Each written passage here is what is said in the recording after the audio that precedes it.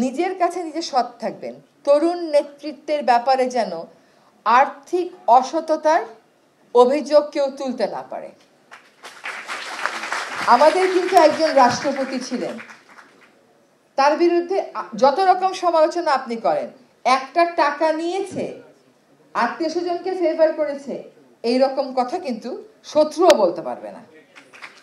শত্রুও বলতে পারবে, রাজনৈতিক সমালোচনা হতেই পারে, ওটা বিষয় না। কাজে সৎ থাকবেন, সৎ থাকলে 50% সমস্যার ওইখানেই সমাধান হয়ে যায়। আরেকটা হচ্ছে আত্মত্যাগ করবেন। আমি তো জানি কয়দিন পরে আপনাকে কেন ডায়াসে উঠাইলো, ওকে কেন উঠাইলো না, এই নিয়ে আপনারা ঝগড়া করবেন।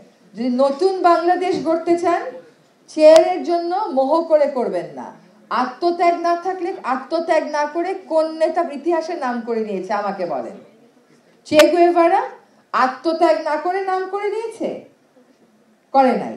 আমি দায়িত্বে যাব, গাড়ি পাবো, মিন্টু রোডে বাসা পাবো, একটা করে প্লট পাবো, বালু পাথরের ব্যবসা পাবো, কি কোরবানির হাটের ব্যবসা পাবো, জলাশয় পাবো, এই সমস্ত নিয়ে কেউ কোনোদিন জনপ্রিয় নেতা হবে না। হ্যাঁ, নেতা হবে, কিন্তু জনপ্রিয় নেতা হইতে পারবে না।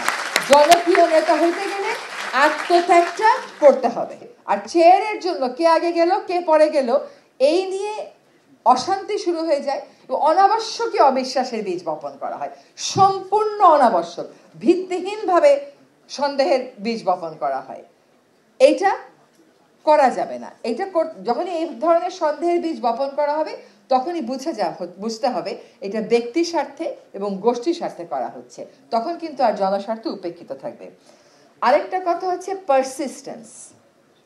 যা বলবেন বলতে থাকবেন, পরিস্থিতি যতই বিরূপ হোক না কেন, ফোকাসটা হারানো যাবে না। সোশ্যাল মিডিয়াতে জেনে না জেনে কোনো পোস্ট দেওয়া যাবে না, জেনে তারপরে পোস্ট দিতে হবে, কারণ এটা ম্যাটার করে। তো অনেক মানুষ এটা শোনে। তো নারীর সমান অধিকার আপনারা নিশ্চিত করবেন।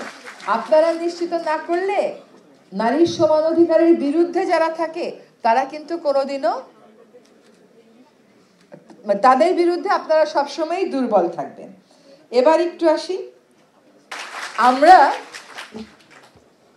আশাই হারিয়ে ফেলেছিলাম যে কোনোদিন চরম স্বৈরাচার, নিপীড়নমূলক, কর্তৃত্বপরায়ণ একটা শাসন ব্যবস্থা থেকে আমরা মুক্তি পাব। এই মুক্তি পেলেই things will not fall into place automatically. মুক্তি পেলে সবকিছু দেশে ঠিক হয়ে যাবে তা না, কারণ সে তো সিস্টেম গড়ে দিয়ে গেছে জায়গায় জায়গায়।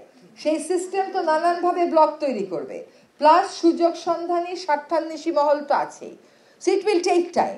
এই আপস অ্যান্ড ডাউনস হবে, টার্বুলেন্স হবে, কিন্তু তরুণেরা যেভাবে করে ওই রাহুগ্রাস থেকে আমাদেরকে মুক্ত করে দিয়ে গেছে, তখন কেন মুক্ত করতে পারছিলেন জানেন?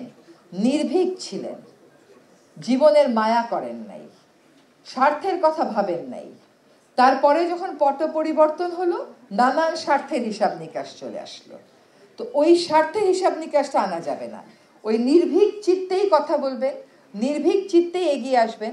পরিবর্তন যদি এই দেশে হয়, আপনাদের হাত ধরেই হবে।